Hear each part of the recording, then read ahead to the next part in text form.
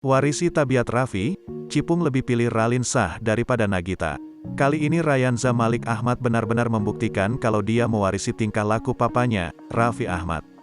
Bagaimana tidak, saat melihat foto artis cantik Raline Shah, Rayanza atau yang sering dipanggil Cipung ini ternyata lebih memilih Raline daripada mamanya sendiri, Nagita Slavina.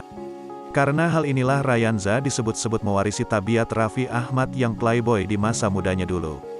Gemasnya aksi Cipung ini ketika games bersama Nagita Slavina, Raffi Ahmad dan Denny Cagur. Ini terekam dalam sebuah video viral yang diambil dari tayangan Saurans Net TV.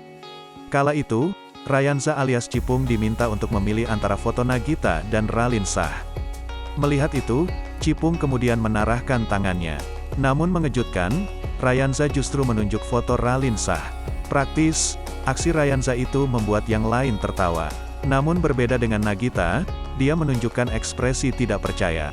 Mereka menyoroti watak Raffi yang menurun pada Cipung.